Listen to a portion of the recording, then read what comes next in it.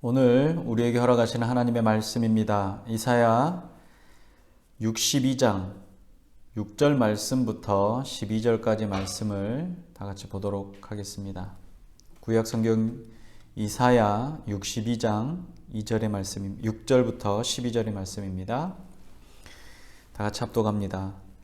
예루살렘이여, 내가 너의 성벽 위에 파수꾼을 세우고 그들로 하여금 주야로 계속 잠잠하지 않게 하였느니라.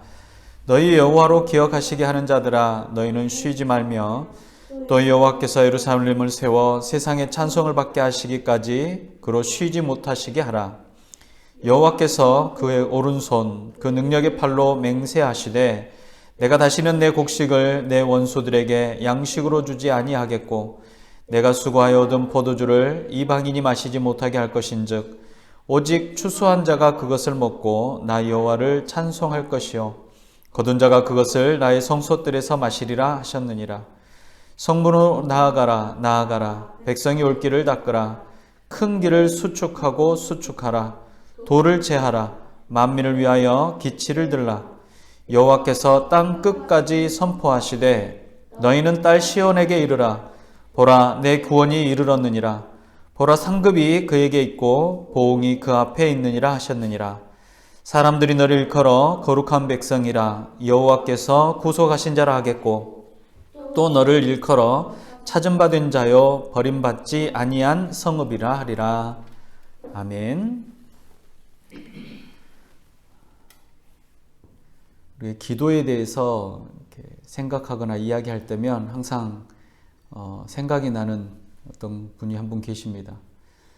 제가 처음 전도사로 사역을 할 때 있었던 교회 그 유초등부 교사로 수고하셨던 권사님이 계셨습니다. 구역예배를 마치고 나서 이야기하던 중에 남편을 전도하셨던 일을 들려주셨습니다. 믿음이 좋았던 이 권사님과는 다르게 남편은 교회라면 아예 질색을 하셨던 그런 분이셨다고 합니다. 그런 권사님의 기도는 아주 간절했습니다. 권사님이 하루도 빠지지 않고 새벽에 예배에 참석을 하시면서 남편이 예수를 믿어 구원받기를 위해서 늘 간절하게 기도를 했습니다. 그런데 이 권사님의 행동이 참 재밌습니다. 권사님이 새벽 예배에 오려고 할 때쯤 되면 온 가족이 다 잠들어 있죠. 하루도 거르지 않고 새벽 예배에 출석하시면서 남편의 신발을 가슴에 품고 교회로 오시곤 했습니다. 예배당에 도착하면 가슴에 품었던 이 신발을 자신의 옆자리에 놓고 기도하기 시작했습니다. 하나님, 오늘은 신발만 왔지만 내 남편이 예수님을 믿고 하나님의 일을 잘 감당하는 거룩한 백성이 되어서 옆에서 함께 기도하도록 해주세요 라고 항상 하루도 거르지 않고 기도하셨습니다. 하루도 거르지 않는 이 권사님의 기도를 하나님께서는 무시하지 않으셨고 남편이 마음이 열리고 예수님을 구주로 또 구원의 주인으로 구원의 복음을 받아들이게 되었던 것입니다. 그리고 신앙생활을 시작하셨고 제가 사역을 하던 그 당시에는 안수 집사님이셨는데 지금은 그 교회의 모든 재정과 모든 이 교회 일들을 책임지시는 수장로님이 되셨습니다. 당시에도 그 권사님 남편은 안수 집사로 계시면서 이 재정을 담당을 하셨고 충성되게 헌신을 하셨던 걸로 기억하고 있습니다. 어려웠던 형편도 차츰 나아졌고 산업도 굉장히 큰 복과 은혜를 누리셨었습니다. 그때 초등학생들이었던 자녀들이 이제는 다 성장을 해서 하나님의 백성으로 그들의 삶의 자리에서 영광을 돌리는 모습을 보았습니다. 그들 가운데 한 명은 선교사로 파송이 돼서 무슬림들에게 복음을 전하는 사역자가 되었고 또 한 청년은 음악으로 하나님께 영광을 돌리면서 사역을 열심히 하고 있었습니다. 이런 모습들을 보면 권사님의 이 간절한 기도가 그냥 땅에 떨어지거나 흩어지지 않았다라는 것을 기억합니다. 그리고 새벽마다 간절하게 하나님께 부르짖고 했던 그 기도의 소리들이 아직도 제 기억에 남는 것은 그 간절한 기도가 응답받았기 때문만이 아니라 그렇게 기도하고 그 기도에 힘을 얻어 하루를 살아가셨던 그 삶이 정말로 귀했기 때문에 그렇습니다. 하나님께서는 그 백성들의 기도를 그냥 놓치시지 않고 흘려버리시지 않고 하나하나 잘 담아서 기억하시는 분이십니다. 예수님께서 이 하나님의 마음을 어떻게 표현하셨냐면 누가복음 11장 5절 이하에 이렇습니다. 밤중에 친구가 찾아와서 떡 3덩어리를 빌려달라고 합니다.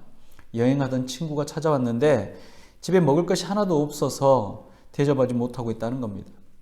잠들어 있던 친구가 짜증내면서 밤이 너무 늦었고 아이들과 함께 잠자리에 들어서 너에게 떡을 줄 수가 없다라고 하겠냐는 것입니다. 찾아온 친구가 소중하고 친해서가 아니라 그 사람의 간청함을 인해서 들어주지 않겠냐라고 말합니다. 그 본문의 말씀은 이렇습니다. 내가 또 너희에게 이르노니 구하라 그러면 너희에게 주실 것이요 찾으라 그러면 찾아낼 것이요 문을 두드리라 그러면 너희에게 열릴 것이니 구하는 이마다 받을 것이요 찾는 이는 찾아낼 것이요 두드리는 이에게 열릴 것이니라 라고 말씀합니다. 또 아들이 아버지에게 생선을 달라고 하는데 뱀을 줄 아비가 있겠냐고 물으십니다. 알을 달라는데 정갈을 줄 아비가 있겠냐는 것입니다. 아무리 악한 아버지라도 자식이 달라고 하면 좋은 것으로 줄 것인데 모든 만물을 창조하신 하나님의 그 자녀에게 아무거나 혹은 필요 없는 거나 혹은 해를 입히는 것을 주겠느냐라는 겁니다. 구하는 자에게 성령을 주시지 않겠느냐라고 말씀하셨습니다. 오늘 이 이사야의 말씀은 그와 같이 간절한 기도에 대한 하나님의 응답이고 그 백성에게 주시는 약속의 말씀입니다. 물론 이 응답의 말씀은 이사야 선지자를 통해서 그들에게 주어질 것을 약속으로 주셨지만 그것이 끝내 이루어지는 것을 우리는 기억하고 있습니다. 잠깐 그 역사들을 한번 살펴보면 북이스라엘이 아시리아에 먼저 멸망을 하게 됩니다. 그리고 얼마 지나지 않아서 남유다 동안 바벨론에 멸망하게 됩니다. 하나님께서 선지자들을 세워서 이스라엘의 범죄함을 지적하시고 질책하시고 그들이 돌아오기를 요구하셨습니다. 그러나 이스라엘은 오히려 더 악한 모습으로 하나님의 나라를 무너뜨려 버렸습니다. 하나님의 통치를 하심을 기뻐하지 않는 이스라엘은 이제 더 이상 하나님의 나라라고 할 수가 없었습니다. 결국 그들의 나라는 바벨론에 의해서 무너졌고 그들의 삶의 터전은 황폐하게 되었고 약속의 땅에서 쫓겨나게까지 합니다. 하나님의 임재하심을 상징했던 예루살렘의 성전과 다윗의 성은 폐허 속에서 그 형태조차 알아볼 수 없게 되었습니다. 바벨론으로 끌려갔던 사람들은 고향을 그리워하며 자신들의 정체성마저 잊혀져 가고 잃어버려 가고 있었습니다. 물론 그들 중에는 신실한 자들이 있었습니다. 그리고 그들 안에 하나님의 구원하심을 구하고 하나님의 회복하심을 간청했던 이들도 있었습니다. 하나님께서 이 예레미야 말씀을 통해서 이미 말씀하신 대로 이스라엘 백성들이 바벨론 포로로 끌려간 지 70년 만에 귀환을 하게 됩니다. 바벨론은 사실 굉장히 강력한 국가였습니다. 그러니까 이 메소포타미아 지역뿐만 아니라 이 이집트에 이르기까지 그 세력이 확장이 되었고 지금의 터키에 이르는 곳까지 그들의 세력들이 확장이 되었었습니다. 물론 그 당시를 지배했던 나라들이 거의 그런 지역들을 다 점령했었지만 바벨론 또한 강력한 제국이었음을 잊지 않을 수 없습니다. 그러나 이후에 바벨론이 멸망하게 됩니다. 그리고 나서 이스라엘 백성들이 새로운 제국인 바사라는 나라를 맞이하게 되죠. 근데 바사라는 국가는 지금으로 말하면 이란에 해당이 될 겁니다. 바벨론은 지금의 이라크 지역이 중심이 되는 국가였다면 바사는 지금의 이란이 중심이 되는 국가입니다. 구약의 이 바사는 페르시아이고 페르시아의 고레스 왕에 의해서 원하는 자들은 고향으로 돌아갈 수 있게 됩니다. 그러니까 이 70년의 기한이 다 차고 났을 때 바로 바사, 페르시아가 온 땅을 점령하고 지배하게 되었다라는 겁니다. 그리고 그들의 정책은 각각의 민족들의 민족성을 인정해주는 정책들을 세우게 돼서 고향으로 돌아갈 수 있게 합니다. 그 말씀이 어디에 나오냐면 에스라서에 나옵니다. 에스라서 1장 1절부터 4절의 말씀에 이 바사왕 고레스 원년에 여호와께서 예레미야 입을 통해서 하신 말씀을 이루게 하시려고 바사의 왕 고레스의 마음을 감동시켰다라고 말합니다. 그리고 그 감동된 마음을 통해서 공포가 되어지고 조서가 내려져서 이스라엘 백성들이 자기 땅으로 돌아갈 수 있는 기회를 얻게 되었다라는 겁니다. 이방인의 입을 통해서 여호와 하나님, 이스라엘의 하나님이 어떤 분이신지, 그 하나님의 명령이 어떻게 이루어졌는지, 하나님의 임재하심이 어떻게 그들 안에 임했는지를 보여주는 말씀입니다. 즉시로 고향으로 돌아가서 예루살렘 성을 재건하도록 지시합니다. 스룹바벨과 대제사장인 여호수아가 5만여 명의 포로 귀화자들과 함께 예루살렘으로 돌아갑니다. 그리고 무너졌던 성전을 건축하기 시작합니다. 그때 당시에 이 유대 땅에 남아있던 사람들이 있었는데, 근데 이 유대 땅에 남아있던 사람들은 정통 유대인들이라고 할 수가 없었습니다. 그들은 이방인들이었고 또 이방인들과 결혼을 하고 이방인들과 섞여 살며 전혀 그들의 전통성을 유지할 수 없었던 이들이었죠. 그래서 이들이 성전을 재건하겠다라는 이 슬로건 아래 고향으로 돌아온 이스라엘 백성들에게 와서 자신들도 성전 재건에 동참하겠다고 요청을 합니다. 그들은 이 아수르에 멸망한 북이스라엘 사람들도 그들 안에 있었고 또 그들 안에는 이방인들도 다수였기 때문에 이들의 요청은 거절되었습니다. 이것에 앙심을 품고 관리자들에게 뇌물을 주고 건축 계획을 막고 성전 재건을 방해하기 시작을 합니다.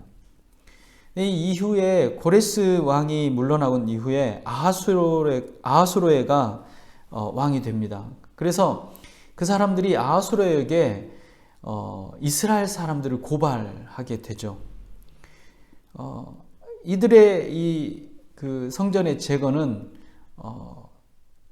순수한 목적이 아니라 그들의 나라를 새롭게 재건하고 다시금 반란을 일으키기 위함입니다 라고 거짓된 정보들을 흘리고 거짓된 편지를 왕에게 보냈다라는 겁니다. 그래서 건축이 잠깐 중단되기도 했었는데 다리오 왕이 이 아하수에로 뒤를 이어서 왕이 된 이후에 다리오 왕에게도 계속해서 압력을 넣었습니다. 그때 학계와 스가랴를 통해서 다시 공사가 재개되었는데 이 공사가 중단되도록 계속해서 편지를 보냈지만 다리오 왕이 문서 기록 보관소에서 고레스의 조서를 발견하게 됩니다. 그러니까 고레스 조서가 어떤 거냐면 에스라 에스더 말씀에 1장 1절부터 4절에 나와 있는 그 내용이 바로 고레스의 조서입니다. 그래서 그 내용을 토대로 성전 재건을 다시 허락받게 됩니다. 그래서 1차 포로 귀환 이후에 20년 만에 스룹바벨에 의해서 성전이 재건되게 됩니다. 사실 오늘 본문의 말씀은 이런 역사적인 배경, 그러니까 후에 일어나는 역사적인 배경이지만 어찌되었던 그 역사적인 배경 안에 하나님의 나라가 다시 회복되어지고 세워지는 과정들을 보여주게 됩니다. 그 역사의 과정들이 그냥 지나간 과거가 아니고 또는 지나간 과거의 어떤 긴 시간을 응축해서 표현하고자 하는 것이 아니라 하나님의 약속이 어떻게 이루어지는지, 신실한 하나님의 약속이 얼마나 이스라엘 백성에게, 그 약속을 믿는 자에게 명확하게 드러나는지를 보여주고 있다는 사실입니다. 그리고 그 사실을 바라보는 현대를 살아가는 저와 여러분들에게도 동일하게 여전히 역사하시는 하나님, 여전히 살아계신 하나님이심을 증명하는 것이기도 합니다. 하나님께서는 당신의 백성들을 부르십니다.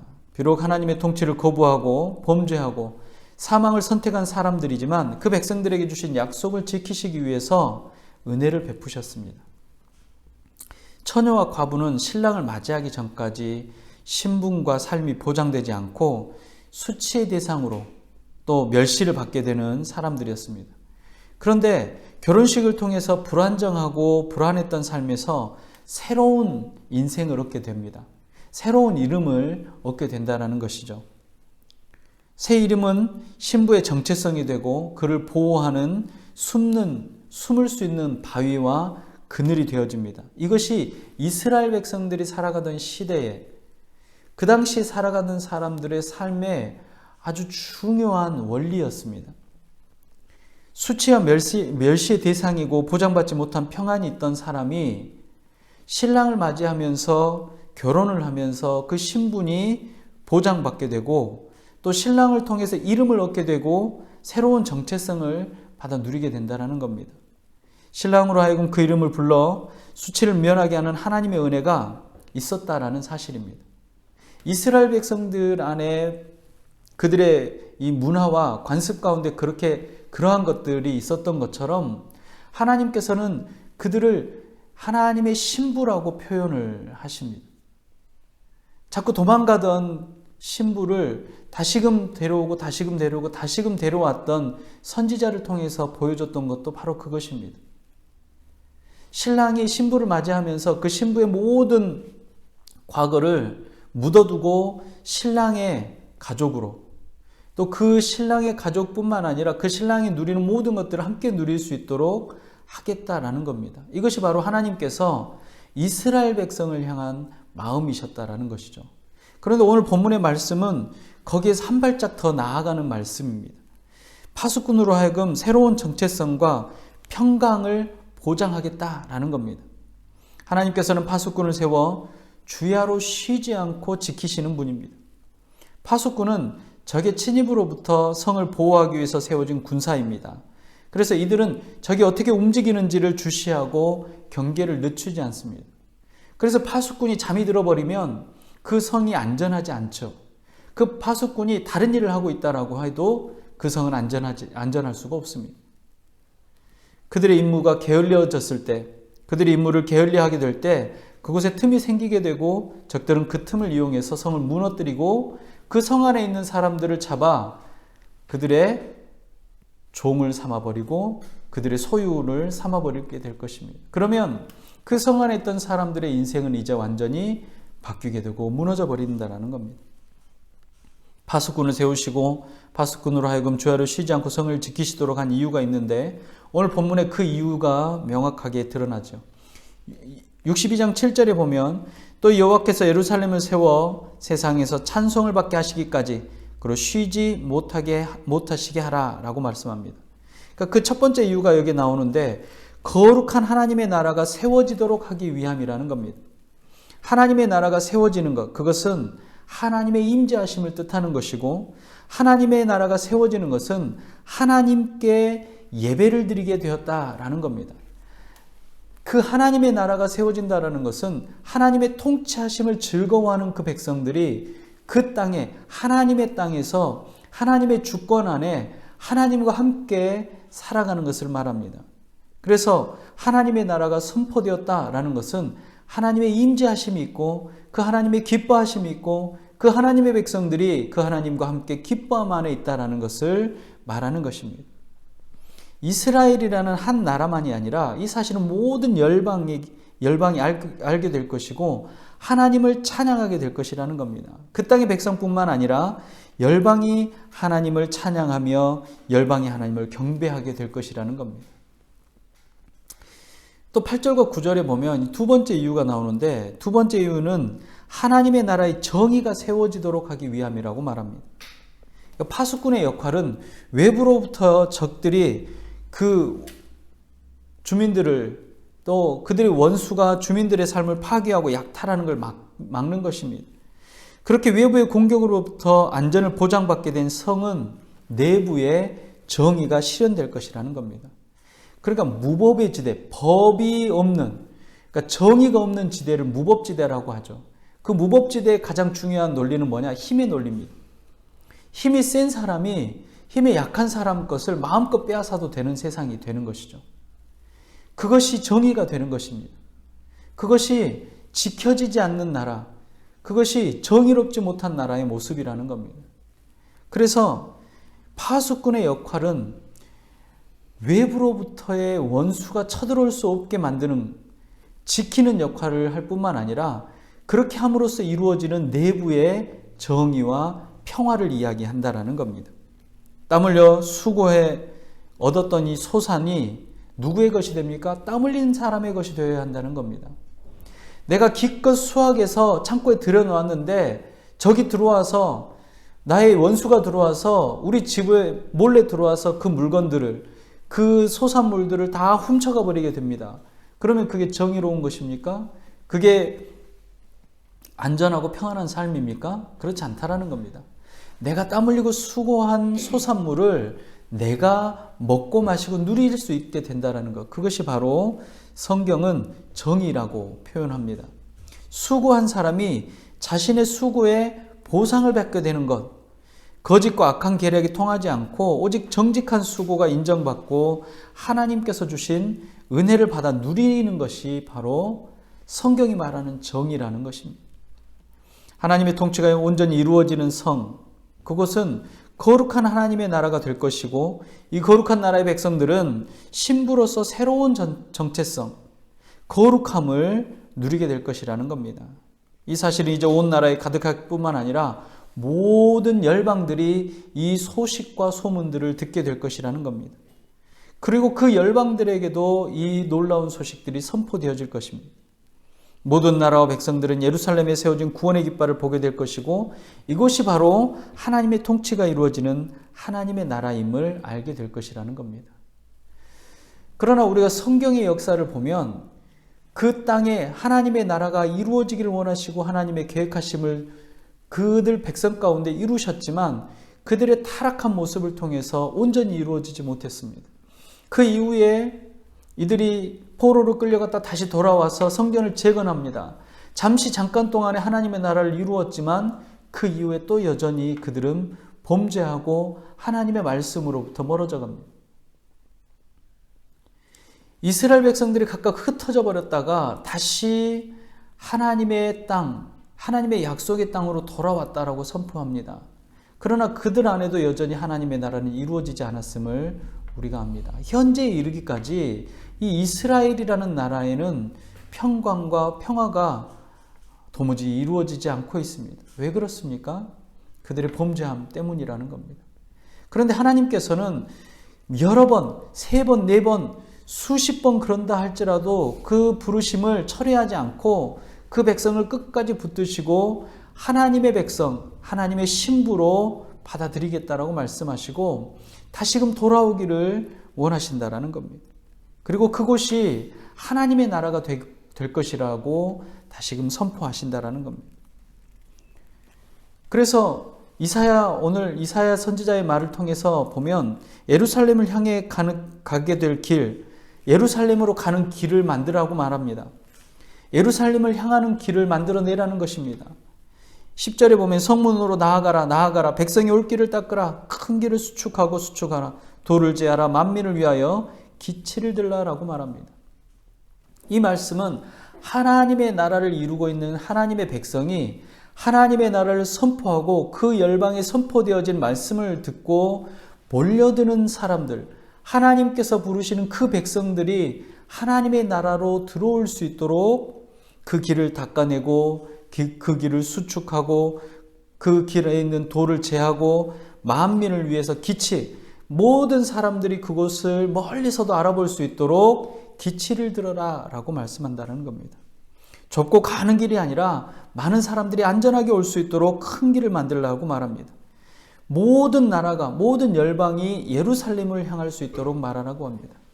여기서 이 예루살렘은 지금 이스라엘의 지도상에 나와 있는 이스라엘의 예루살렘만을 말하는 것이 아니라 하나님의 나라가 이루어지는 바로 그곳을 말하는 겁니다.